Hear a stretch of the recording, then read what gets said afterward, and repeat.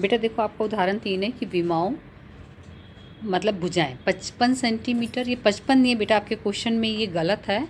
यहाँ पर है 5.5, कितना है यहाँ पर, ये 5.5 और ये कितना है 3.5, ठीक है बेटा। तो विमाओं 5.5 सेंटीमीटर गुना में 10 सेंटीमीटर गुना में 3.5 सेंटीमीटर वाले घनाभ बनाने के लिए 1.75 सेंटीमीटर व्यास और 2 मिलीमीटर मोटाई वाले कितने चांदी के सिक्कों को पिघालना पड़ेगा। ये बेटा ये देखिएगा, ये आपका क्या नाम है, एक सिक्का है, ठीक है ना।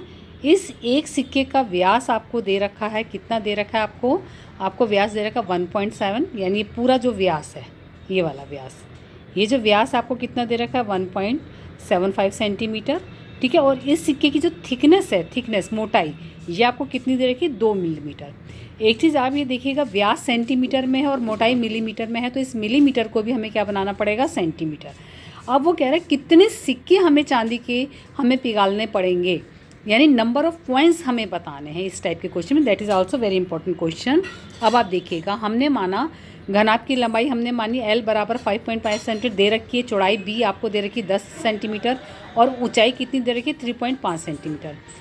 चांदी के सिक्के का व्यास कितना दे रखा है आपको 1.75 सेंटीमीटर। चांदी के सिक्के का व्यास कितना दे रखा है आपको 1.75 सेंटीमीटर। अर्धव्यास निकालने के लिए बेटा बटे में 2 करेंगे, 2 से मैंने जब भाग करा तो आप देख रहे हो ये डिवीज़न 0.875 आ गया चांदी के सिक्के की त्रिज्या। अब चांदी के सिक्के की मोटाई क्योंकि हमको दे रखी है, हमने H1 मानी, वो हमें दे रखी मिलीमीटर में। हमें पता है 1 सेंटीमीटर किसके बराबर होता है 10 मिलीमीटर के, तो 1/10 सेंटीमीटर 1 मिलीमीटर। अगर 1 मिलीमीटर 0.1 सेंटीमीटर के बराबर है तो 2 मिलीमीटर कितना होगा 0.2 सेंटीमीटर के।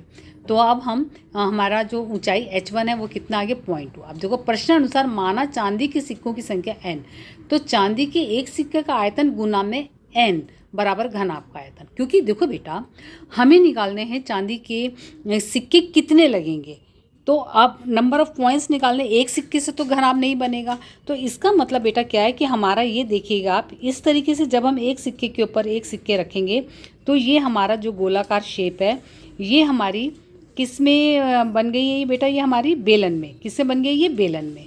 तो हमें नंबर ऑफ पॉइंट्स बताने हैं, ठीक है ना बेटा।